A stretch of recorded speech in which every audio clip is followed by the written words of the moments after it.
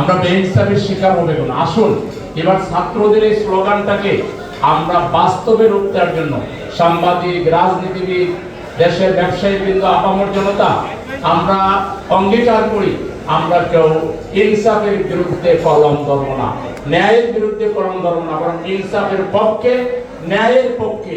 সে যদি একটা শ্রমিক হয়, সে যদি একটা খেটে খাওয়া মানুষ হয়, আমরা ন্যায়ের পক্ষে এখন থেকে সোচ্চার থাকবো।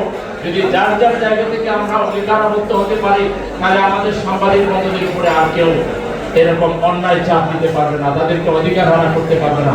আমাদের অনেক সাংবাদিক ভাই বোনেরা মানবেতর জীবনযাপন করেন, যে বেতন পান আর বাজারের যে দ্রব্যমূল্য কিংবা বাচ্চাদের লেখাপড়ার খরচ, সেটা হয় না। আপনারা অনেক কষ্টের মধ্যে জীবনযাপন করেন, আমরা এটা বুঝি, আমরা এটা অনুভব করি। আমরা আপনাদের পাশে আছি ইনশাআল্লাহ। সাংবাদিক সমাজের উন্নতির জন্য, তাদের একটা স্ট্যান্ডার্ড জীবনযাপনের জন্য যা কিছু করা লাগে আমাদের পক্ষ থেকে আমরা ভয়েস রেজ করব, আমাদের পক্ষ থেকে আমরা দায়িত্ব পালন করব ইনশাআল্লাহ। বাংলাদেশে আল্লাহ যদি আমাদেরকে কোনোদিন কবুল করেন, আপনারা মাথা উঁচু করে স্বাধীনভাবে সম্মানের সহিত বসবাস করবেন। আপনাদের বিরুদ্ধে কথা বলার মতো সাহস কারো হবে না ইনশাআল্লাহ। আপনাদের বিষয়ে ওয়াদা দিতে চাই।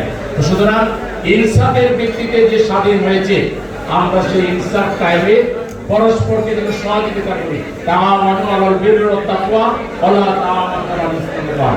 নেকি এবং কল্যাণের কাজে আমরা সবাই জাতীয় স্বার্থে ঐক্যবদ্ধ হয়ে যাব।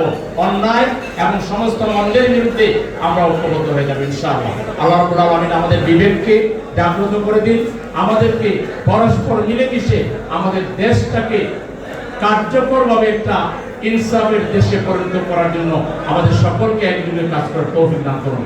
আপনাদের সবাইকে আমাদের ডাকে সাড়া দেওয়ার জন্য আবারও কৃতজ্ঞতা জ্ঞাপন করে, শ্রদ্ধা নিবেদন করে, সম্মান জানিয়ে, শুভেচ্ছা জানিয়ে আজকে আমাদের পক্ষ থেকে সামান্য আপ্যায়নের ব্যবস্থা আছে, মেহরবানি করে সেই আপ্যায়ন গ্রহণ করে আপনারা বিদায় নেবেন এই আশীর্বাদ ব্যক্ত করে।